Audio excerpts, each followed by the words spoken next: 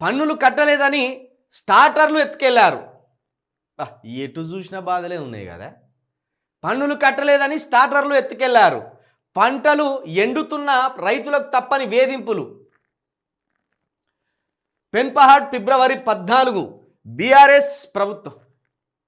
ఫిబ్రవరి 15 నిన్నటి ముచ్చట ఇది. ఓకే, బీఆర్ఎస్ ప్రభుత్వం 2018లో నీటి తిరువాను రద్దు చేయగా ఇప్పుడు కాంగ్రెస్ ప్రభుత్వం దాని పేరుతో రైతులను వేధిస్తున్నది. సూర్యాపేట జిల్లా పెన్పహాడ్ మండలం లింగాల గ్రామం చుట్టుపక్కల నాగార్జున సాగర్ ఎడమ కాలువ కింద L27 Mahatma Gandhi lift irrigation ద్వారా 10,000 ఎకరాల ఆయకట్టు సాగుతున్నది. రైతులు లిఫ్ట్ కాలువలకు మోటార్లు వేసుకొని పంటలు సాగిస్తున్నారు. నీటి పన్ను కట్టలేదని శుక్రవారం లింగాల గ్రామంలో 6 రైతులకు చెందిన మోటార్ స్టార్టర్లు పెట్టే లస్కర్లు తీసుకెళ్లారు.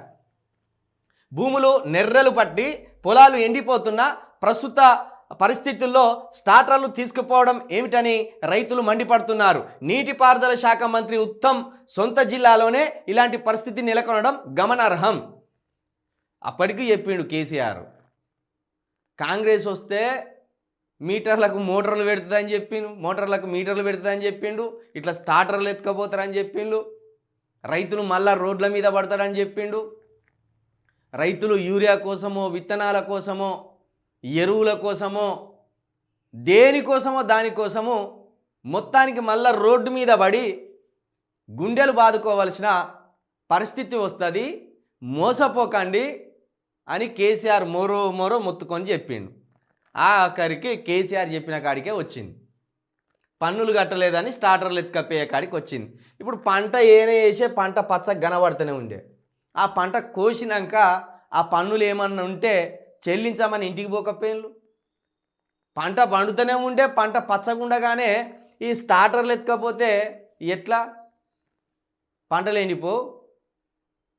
మరి ఇంత దుర్మార్గంగా అధికారులు ప్రవర్తిస్తుంటే ఇది ముఖ్యంగా మళ్ళా ఉత్తమ్ కుమార్ రెడ్డి గారి సొంత నియోజకవర్గం. ఉత్తమ్ కుమార్ రెడ్డి గారి సొంత నియోజకవర్గం, మంత్రిగా ఉన్న ఉత్తమ్ కుమార్ రెడ్డి గారి సొంత నియోజకవర్గంలో రైతుల పరిస్థితి ఇట్లున్నది.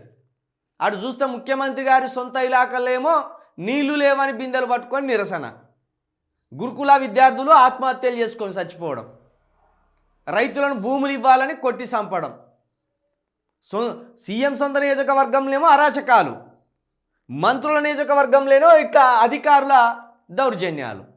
ఎటు చూసినా రైతుల మెడ మీద కత్తి పెడతాను, తుపాకీ పెడతాను.